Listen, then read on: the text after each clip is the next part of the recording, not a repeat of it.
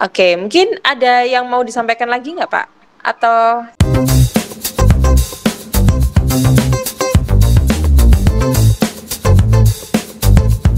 Kalau dari saya begini, di dalam membentuk koperasi ini, kalau menurut saya, karena jujur ini koperasi yang kedua yang saya bentuk, karena sebelumnya saya menggagas sama koperasi syariah yang itu saya peruntukkan untuk warga di Rusunawa. Kan Rusunawa ini masyarakatnya kan cenderung masyarakat yang berpenghasilan atau berekonomi ke bawah ya, ke bawah, sehingga mereka artinya gini, pemerintah dalam hal ini yang saya tempat ini, pemerintah Surabaya ini membuatkan rumah susun bagi warganya yang memang belum mempunyai tempat tinggal dengan status sewa. Dan saya termasuk tinggal di situ. Nah, saya di Rusunawa dulu berpikir bagaimana warga ini ketika dapat tempat sewa yang murah di Rusunawa itu tidak terlena gitu, sehingga harus ke depan itu harus mempunyai rumah sendiri gitu lah. Oleh karena itu, karena ada kesamaan senasib dan sepenanggungan, saya menggagaslah sebuah koperasi. Dan lagi-lagi menggagas sebuah gerakan itu tidak mudah. Saya butuh waktu yang sangat panjang gitu. Tapi akhirnya takdirnya Allah memang membuat koperasi Rusunawa ini juga juga bisa hadir gitu. Nah, di dalam sebuah pendirian sebuah koperasi itu, menurut saya, pengalaman saya membentuknya, mendirikannya, mengurus legalitasnya itu menurut saya mudah, walaupun sulit tapi hitungannya mudah. Yang paling sulit itu adalah mengelolanya itu loh. Jadi mengelola manusianya, mengelola usahanya, ini yang jauh lebih sulit ini gitu. Jadi untuk menyamakan pemikiran masyarakat bahwa berkoperasi ini adalah niatannya adalah untuk saling tolong menolong, itu persis dalam prinsip-prinsip keuangan syariah kan itu. Jadi ada prinsip saling tolong menolong, saling peduli dan lain sebagainya. Inilah yang harus ditanamkan sejak awal ketika siapapun mau mendirikan koperasi ini harus kuat gitu. Oleh karena itu sekarang ini kami gembira, kami bersyukur sudah mendirikan koperasi, tapi kami merasa ini baru awal gitu. Jadi perjalanannya masih sangat panjang sekali, dan justru yang berat kami malah di sini gitu. Tapi insya Allah kami yakini kalau kita bersungguh-sungguh, kita tetap mau bersama-sama, insya Allah nanti segala sesuatunya pasti akan lebih mudah gitu. Nah, mungkin ini Pak Karjono yang menarik. Pak Karjono ini memahami tentang prinsip-prinsip keuangan syariah ini dari mana, Pak? Jadi gini, saya itu sejak saya muda itu saya dulu kan gini, saya ini kan orang desa, kemudian dulu zamanan pemerintahan yang dulu yang Pak Soeharto dulu itu kan di Kementerian Sosial itu kan ada namanya unit pekerja sosial yang keliling ke daerah, itu artinya dia mencari penyandang disabilitas. Kalau waktu itu penyandang cacat nyebutnya, kalau sekarang penyandang disabilitas itu di semua pelosok dicari, kemudian mereka ditawarin untuk sekolah. Nah, untuk tunanetra ini sekarang informasi juga, nanti untuk siapapun yang punya keluarga yang tunanetra yang mau di sekolah pemerintah itu bisa disekolahkan di Malang sana, di Malang ya. Di Malang itu ada sekolah di sana diajari keterampilan pijat, itu tunanetra. Kalau yang tunadaksa cacat tangan atau cacat kaki ya, itu di Bangil, Pasuruan. Nah, itu diajari dan itu dibiayai pemerintah gitu. Nah, saya termasuk alumni dari Malang. Saya masuk sekolah tahun 6 Agustus 2098, 6 Agustus 98 saya masuk, kemudian saya lulus itu 28 Februari 2021. Nah, setelah saya lulus ini, saya sempat beberapa kali mengikuti kursus lagi di luar Malang. Terus 2005 saya menggabungkan diri dalam sebuah komunitas yang khusus tunanetra. Di dalam komunitas ini ada kegiatan semacam arisan, utang-utangan, tapi ada bunganya. Nah, termasuk saya itu sangat senang ada bunga itu, betul-betul senang. Jadi karena nggak ngerti, jadi nggak ngerti hukumnya bunga itu apa, nggak ngerti. Kemudian setelah itu saya 2005 sampai 2010, 5 tahun. Artinya ngutang-ngutang nih uang tapi ada bunganya gitu, seneng ya gitu.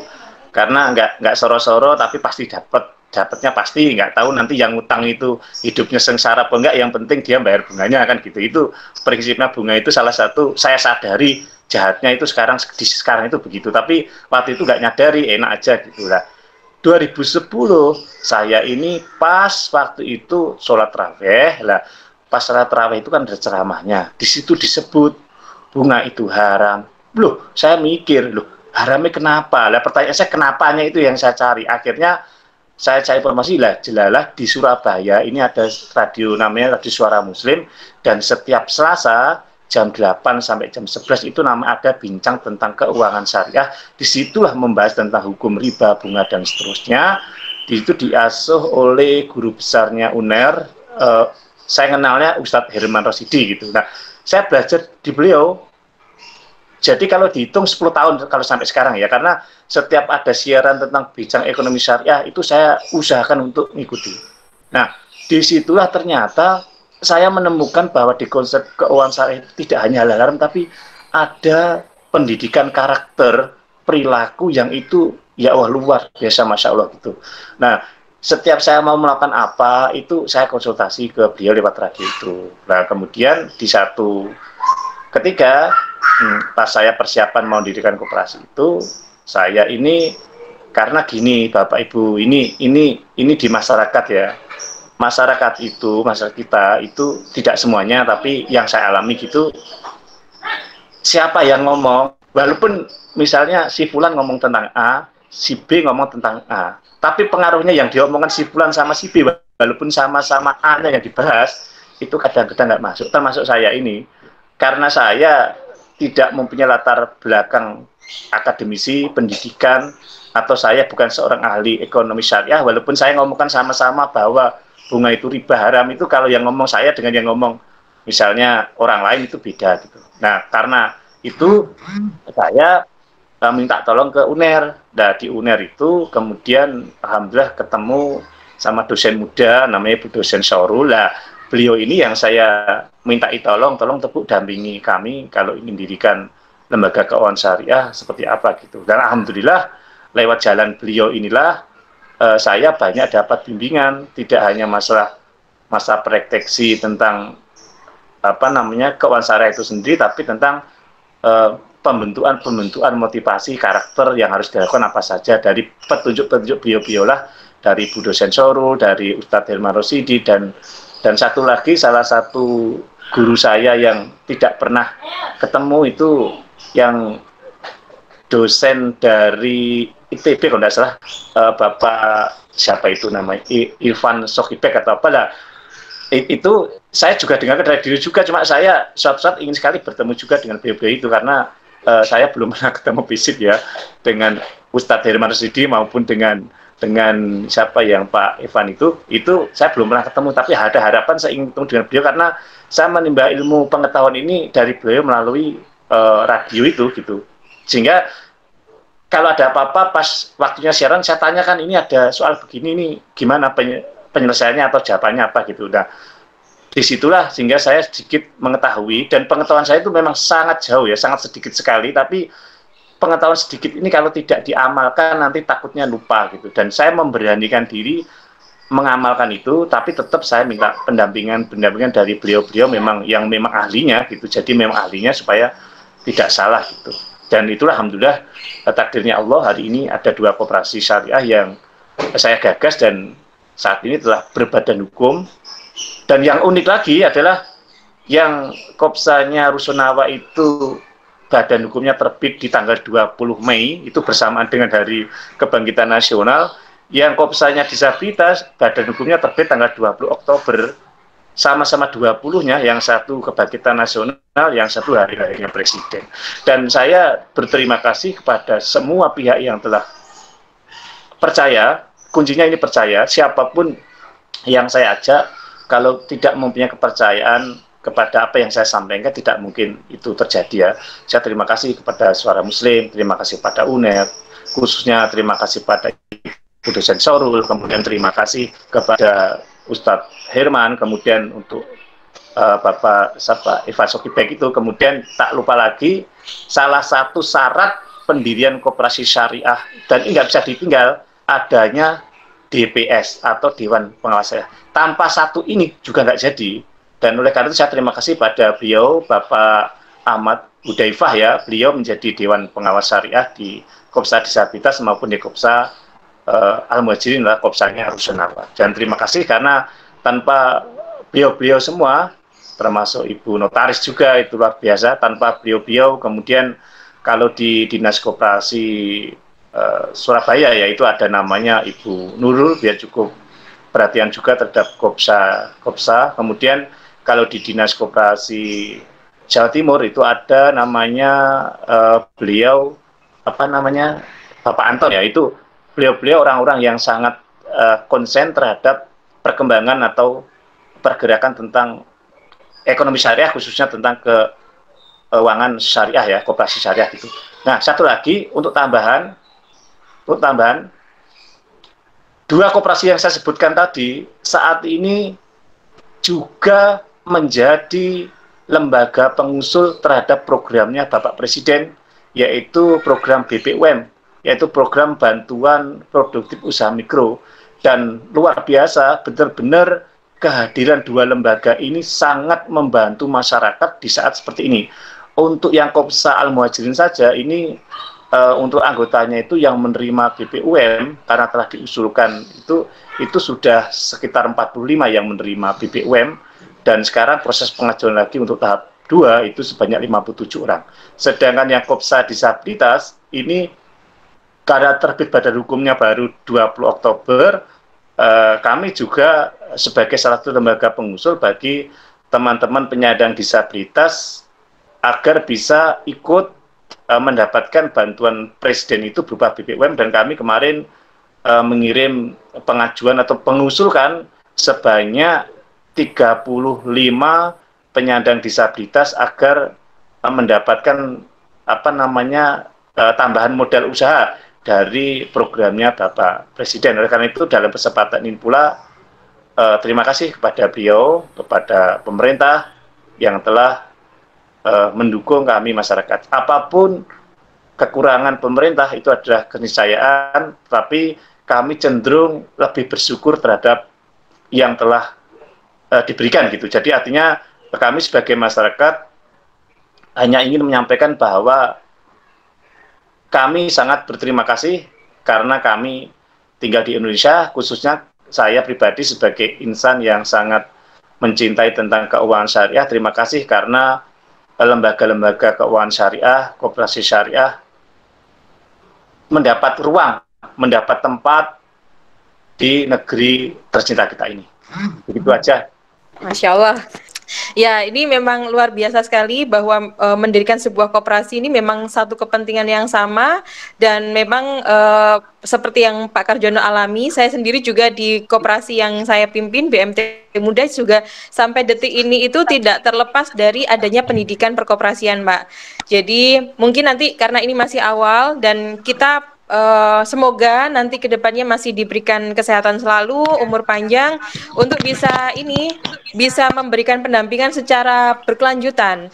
Karena nanti kalau Bapak ikut di Dinas Koperasi Provinsi, insya Allah nanti banyak sekali pelatihan, Pak. Jadi pelatihan baik untuk pengurus, pengawas, maupun pengelola, dan juga anggota. Jadi nanti bisa digilir, kalau pandemi sudah selesai mungkin tidak daring lagi untuk pelatihannya. Kalau sekarang pelatihannya daring, setelah pandemi mungkin bisa mungkin dulu ya Pak Karjono, Bu, biar nggak dek Rusunawa aja misalnya gitu, itu insya Allah akan terpenuhi di situ. Makanya saya kemarin tuh benar-benar, karena kalau saya pribadi sendiri mungkin agak sulit ya untuk mewujudkan harapan-harapan dari teman-teman sekalian, tetapi dengan dilegalkan badan hukum ini, maka ini insya Allah akan membuka jalan yang lain, gitu. Amin. Jadi pelatihan gratis dari pemerintah tuh luar biasa banyak, Pak. Bahkan mungkin nanti makanya waktu kemarin tuh saya minta teman-teman disabilitas kira-kira punya produk apa. Nah, itu dari Dinas Koperasi Jawa Timur, Pak, itu juga banyak sekali program yang nanti diajarin dari buatnya, packagingnya, sampai nanti kalau ada pameran nasional maupun internasional itu akan diikutkan. Apalagi kan istilahnya, jadi ini kan apalagi teman-teman disabilitas gitu ya, punya icon di situ yang wajib, bukan wajib ya, yang punya peluang besar untuk dikembangkan gitu Pak. Ya, insya Allah ini adalah awal dari perjalanan kita untuk mengembangkan koperasi lebih maju lagi. Dan sekali lagi terus masalah pendidikan perkoperasian jangan patah semangat Pak, karena memang ya beginilah masyarakat kita, dan mungkin hanya beberapa orang yang memahami tentang apa itu makna koperasi, tetapi terus kita lakukan edukasi terkait koperasi tersebut. Iya, benar itu sekali. Kali ya, memang Pak Arjono. Banyak didengar memang tentang koperasi, tapi pemaknanya memang belum matang. Terus satu lagi, saya ada kabar gembira. Kemarin di sela-sela kita pengusulan yang BPUM itu, kita dapat saudara baru, namanya itu Mas Jurnal, beliau dari Lombok. Dia termasuk salah satu staf di Kementerian Koperasi yang di bidang pembiayaan koperasi syariah, kalau nggak salah itu. Dan beliau ternyata termasuk orang yang sangat cinta terhadap keuangan syariah, karena kuliahnya dulu dia juga ngambil jurusan ekonomi syariah. Dia di pesantren, terus takdirnya Allah ternyata setelah lulus itu dia dapat tempat di tempat yang memang sudah ditakdirnya sesuai gitu. Sehingga akhirnya silaturahminya ya Allah, Masya Allah, nyambungnya luar biasa. Sehingga saya banyak punya saudara, banyak punya teman-teman yang jujur saya itu kadang-kadang merasa minder, tapi perasaan minder itu langsung saya buang jauh-jauh, karena beliau-beliau yang saya kenal itu orang-orang yang luar biasa, pendidikan luar biasa. Sedangkan saya ini SD saja tidak lulus gitu loh. Kadang-kadang saya ini merasa bahwa rasanya kok gak pas ya gitu. Tapi perasaan itu langsung saya buang, karena bagaimanapun juga saya tidak ingin menjadi seseorang yang berputus asa, tetapi saya ingin tetap bersemboyan. Saya ingin berbuat sesuatu yang bisa saya lakukan dengan koridor yang benar gitu. Itu oleh karena itu ketika ada Ibu tadi menyampaikan bahwa ada pendidikan perkoperasi, wah saya senang banget itu. Seandainya saya bisa diklat gitu, dilatih, kemudian saya dapat semacam sertifikat, karena saya sampai hari ini belum mengantongi satu lembar sertifikat pun yang terkait dengan sedikit pengetahuan yang saya miliki tentang keuangan syariah atau prinsip-prinsip tentang ekonomi syariah gitu. Padahal saya pengen sekali, karena masyarakat ini pengetahuan aja tidak cukup, tapi kadang-kadang ditanyakan legalitasnya gitu loh. Saya terus terang saya juga membutuhkan itu, ketika itu dibutuhkan untuk meyakinkan masyarakat bahwa ini loh ada konsep tentang keuangan syariah itu begini-begini gitu. Karena dulu saya pernah ngalami satu masa ditanya, kamu itu siapa kok cerita tentang ekonomi syariah, kok nek ngomong yo engko salah kabeh gitu. Jadi saya pernah ngalami satu sikap seperti itu dari mereka itu. Akhirnya ya itu, jadi tapi alhamdulillah karena saya didampingi oleh beliau-beliau yang hebat-hebat, sehingga kesulitan itu dapat dilalui. Saya kira itu, dan kurang lebihnya mohon maaf apabila apa yang saya sampaikan ada yang tidak berkenan. Matur suwun. Oke, gimana semangatnya Pak Karjono? Semangat luar biasa ya. Jadi ini menginspirasi kita semua bahwa bahkan kaum difabel pun itu bisa mendirikan sebuah koperasi di masa pandemi kayak gini. Jangan lupa subscribe, like, komen, dan juga share video ini jika dinilai bermanfaat. Terima kasih. Assalamualaikum warahmatullahi wabarakatuh.